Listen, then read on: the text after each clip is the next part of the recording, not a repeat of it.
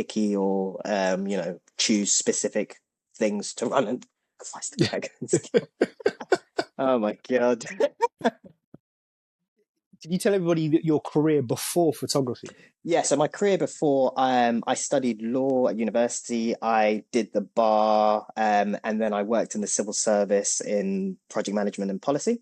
So yeah, two polar opposites to to photography and to what I'm doing now. So yeah, it was very much career driven, doing one of the sort of careers that, when you're younger, you're kind of like pushed into doing and thinking that that would be something that's going to be like a solid grounding, and you're going to get yourself a good career, earn a good wage, and be able to have a comfortable life. So I think that was always what I thought my life was destined for, and what I wanted to do.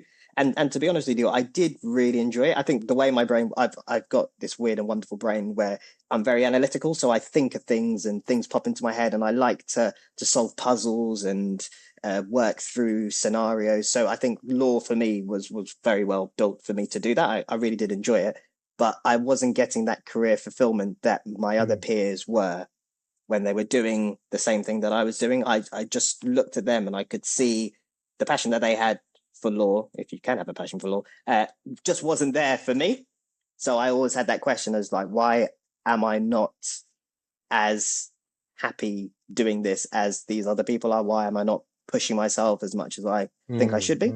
So yeah. See, we've got some parallels. So I studied politics and sociology, but then after that, I didn't know what I wanted to do, and I kind of was kind of pushed not in a kind of maybe you must do it.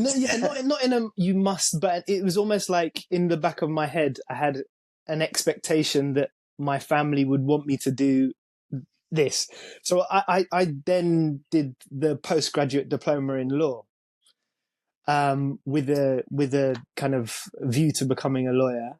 And it's like doing a degree in a year, and it was really intense. And I passed it. And then as soon as I passed it, I was like, no, this doesn't feel right. And then since then, for the last few decades, I've been trying to figure out what is right. But yeah, you kind of went the sensible, as you said, the analytical route of like, actually, you've spent 3 years studying, you might as well, try and get into a career. So when you were studying law, was there ever that kind of wrestle between the photography and creativity kind of aspects of you and the legal side? Was there ever a tussle there? Not really. I think during my time of studying and doing the bar, it was pretty much head down, do the work, try and do it, try and make a career of doing law. So so there wasn't that sort of creative outlet of, oh, I'm doing photography on the side and I'm enjoying this. That didn't really start then. I've always been sporty, so I've always played a lot of sport. So my outlet growing up and all through that period was probably keeping active and being sporty. I wasn't even into running then, which is a big part of my career and journey now, but it was sport. So it was like team sports. So that was pretty much the leveler for me. Work hard during the week, play hard, sometimes even harder on the weekend with sports and socializing and stuff like that. So the photography wasn't really a part of that sort of process then. It was only after I left and I started working that I think that the photography started to push its way into my life. And like I'll come back to that, but another thing I've just thought of is you went to the bar and then you got into civil service. So usually the trajectory would be do the bar, become a barrister. So why didn't you go down the barrister route? So basically pupillage. So you have to like get pupillage, and then which is really, really intense and very, very difficult to do. And to be honest with you, I'm also one of these people who perhaps I can assimilate and take things on really, really quickly, which means that I don't sometimes push myself as far as I should do. So Mm, my grades weren't the best. I still passed. I could have done a lot better if I had been a bit more mm, studious and done the mm, work a bit more. But I've always been one of these people that information comes to me quite quickly. I can do enough to get by, and then that's me. And I see a lot mm, of mm. myself in my son, which is why I am maybe sometimes a bit too hard on him because again, he is very similar to me in terms of like he can take on information very quickly. He's very clever, and I see a lot of myself in him. So I'm like, okay, you're definitely not going to turn out the way I do. So I'm going to try and push you a little bit more than I perhaps I was Yeah, pushed. I So think yeah, that that's a huge. It can be a positive and a huge kind of negative as well. In that, you know, exactly. you're the kind of character that can apply themselves to a lot of things and kind of get by. Almost, Yeah, what's the word? Not fake it. Fake it's the wrong term. What's the term I'm looking for?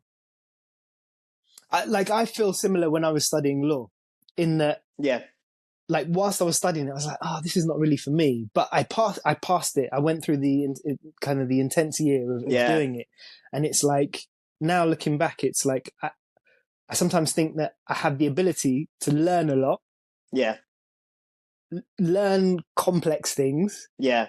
um, but then not be really motivated by them. Exactly. That's exactly how I felt doing it. And sometimes you get a buzz of being able to take on this information and apply it, and then be like sort of like very worldly and knowledgeable about it. There's stuff that I learned 10, 15 years ago that I can still recite now, or I can still apply, and that's amazing to have. And I've got this weird thing of general knowledge where I can remember general knowledge. So like whenever there are quizzes and stuff like that, random facts I can remember. But if you ask me where I went on holiday last year and what I did on that holiday, I could not tell you. Like places and faces, I'm awful at. But random facts and memories, I'm your guy. So that's just the way I'm wired. Like you just hinted at something. So how much of how much do you think the going into the law was like a status thing? Yeah, yeah. I mean, it always felt nice to be like, yeah, I'm studying for the bar. Yes, I'm doing the bar. People do look at you in a different way, and people are always surprised when always shocked. We're like, oh my God, you are doing the bar. You're training to be a barrister. Blah blah blah. Do you have a wig, etc., and all that sort of stuff. So I must admit that was a nice feeling, and it was nice to be seen in that light.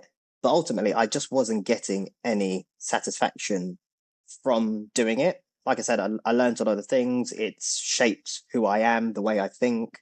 But ultimately, there just came a point whereby there was just no fulfillment from me from doing it. I just wasn't getting the gratification from going in and doing the work and then getting any sort of output that was like, yes, this is something that I can see myself doing and enjoy doing for the next 30, 40 Mm, mm. years. I've got friends still in the law, and Mm-hmm. like one of them in particular has you can see he has this creative streak. Like he wants to be. He's a frustrated creative, um, Mm, and his thing, his wrestle is wrestling with the status. mm, Is that the feeling is that if he leaves the law, he's going to lose that status. He's yeah, going to lose that position in the world. yeah, Um, so he's kind of valuing that more than say his happiness. yeah, But then in saying that the happiness part is not guaranteed. It's not guaranteed that he leaves yeah, and he will be happy. true. But yeah, I mean, do you now that you're into photography, like, do you miss that aspect of the law? Having that kind of it being a status symbol. Uh, not not really, to be honest with you. I think there was a point where I felt maybe not embarrassed, but I felt a little bit funny when people were like, "What did you do before?" And I was like, "Oh, I was a barrister. I was a lawyer. What do you do now? You're a photographer." It's like, what? You went from that to that? So there is that sort of shift of like people see barrister, lawyer here, they see photographer there, but it's the total opposite in terms of where my happiness and where my mental state was in compared to from what I was doing to that. And I've just learned to like, people can view it as however they like, but like the amount of time and effort and stress that I put into being a lawyer and doing that, the law stuff versus the time and effort and stress, it's a similar thing photography, but the output that I'm getting from it and the joy I'm getting from it is totally different. So it negates it. I would say I'm working just as hard, if not harder, in the photography stuff, but it doesn't feel like work because I'm just doing something that I enjoy doing. So yeah, I do work extremely hard, but sometimes I forget that I am working that hard because it's something that I enjoy doing. I only ever feel that after I finish the project or finish the long run, and I'm like, why am I so tired? And it's like because I've been putting in crazy amounts of hours doing stuff, but it just doesn't feel that way once you're in that moment. It's interesting. My cousin put up a post this morning about the work-life balance and how it's a myth. Mm-hmm. And I was Yeah. thinking of the work-life balance in terms of the work that you do. Like Mm-hmm. ideally, the work that you do should kind of like fire you up so that, Mm-hmm. like life just feels like even if you're working, let's say 80% of the time, Yeah. hypothetically, you're working 80% of the time, but if that work kind of makes you feel fulfilled Yeah. and it seeps into the other 20%, which is your life, Yeah. so, you can have the late nights Mm-hmm. and, you can cope with the projects, but if you love it, then, Yeah. Yeah. No, no. there's your balance, basically. Definitely. Definitely. Um, so what was the eventual push? So I would say it was around about 20. Hey, sorry for the interruption. This is the voice of Iffy from Within the Edit. Please can you do us a favor and help appease the algorithm gods by liking or commenting below? Let us know in the comments if there's another career path you're considering. And is there anything stopping you from taking some initial first steps towards it? Or if you've already started your new career, tell us what it is and how it's going. Now back to Simon's story about what made him eventually become a full-time professional photographer. So I would say it was around about 2013, 2014. So I had a DSLR camera for maybe a couple of years, and that was a period when all my friends were getting married.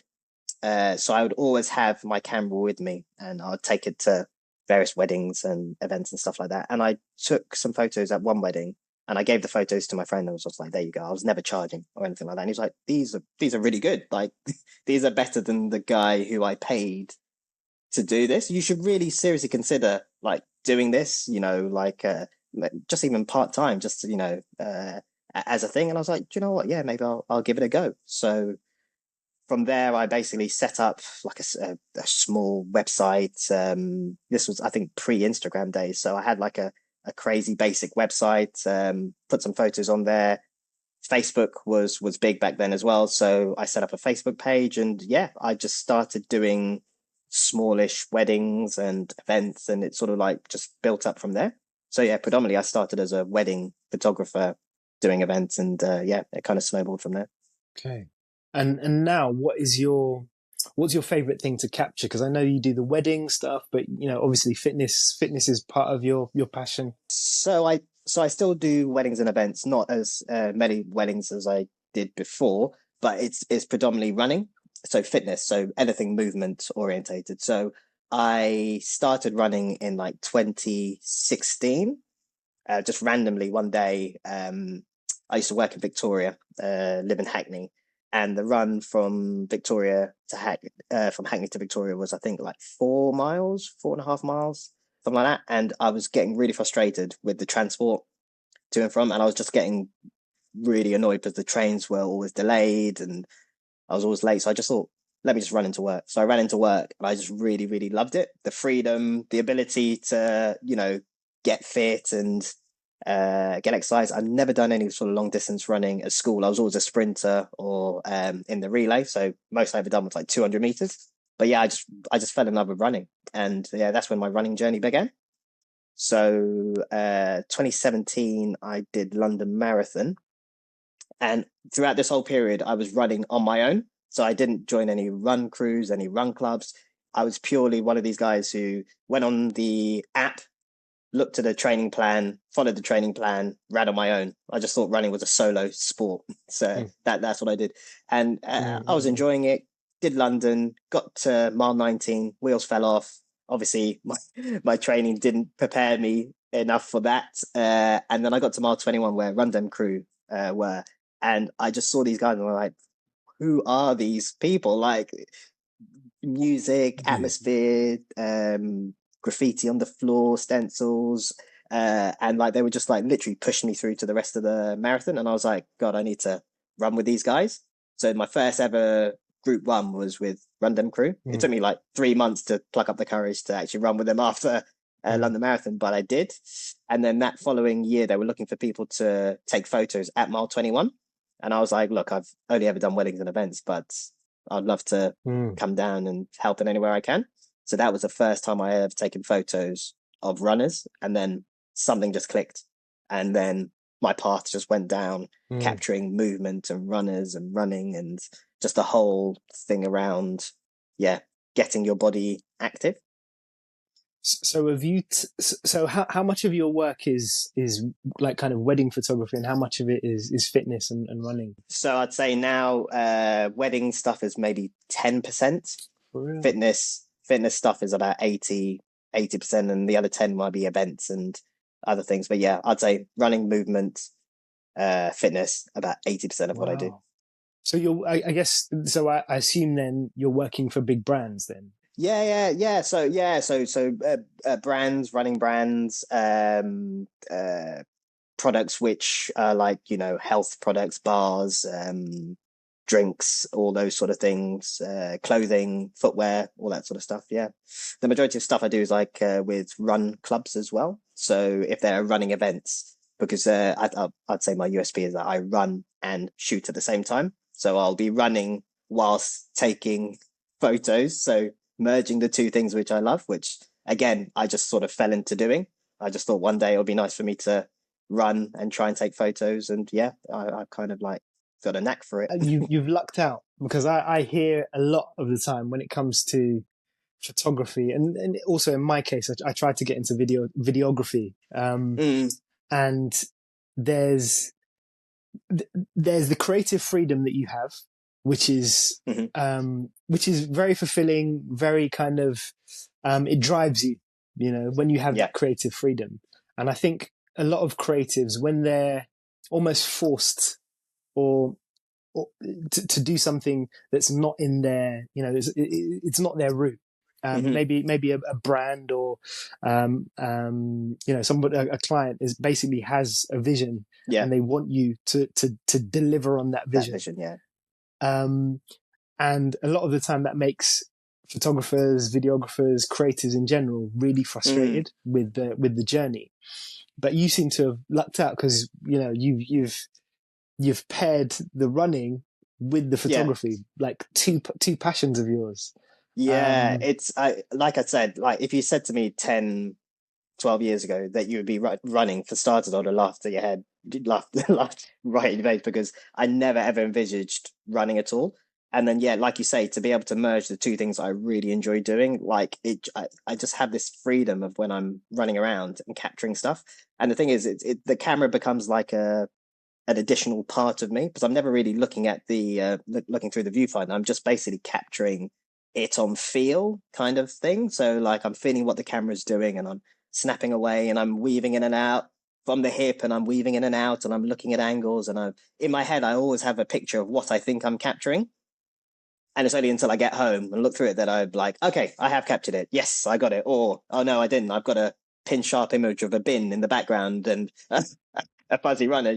I mean, it still does happen. It's never 100% accurate. But yeah, that's just, yeah, the beauty of it is I just enjoy being in the moment. And I think I do a lot of events where I run the whole course and capture. So on Sunday, I did the Fulham 10K. The longest I've ever run is a half marathon. So I did the big half a few months ago. I've done that a couple of times, and people always say to me like, "Why run the whole thing? Like, what are you doing? Like with that big camera, why are you running the whole course? Why not just cut a few corners?" And for me, I just want to experience the race like every other person who has put in the work and put in the effort to get on that start line, and I want to capture that journey and anyone else who's on that course in exactly the same way. We've all been through the same thing. We've all done the same miles. We all put it in, and I'm just capturing how you feel whilst we're doing that. and sharing conversations along the way is always amazing. Obviously, people are like, mate, what are you doing? And I'm like, oh yeah, I'm just doing the same thing as you. Come on, we can run together for a little bit. We can have a little bit of a chat, and yeah, it's a beautiful thing, like to be able to share the course with everyone else who's put in the effort and put in the time. So yeah, for me, I'll always do a race in from start to end and capture it just to tell that beautiful story.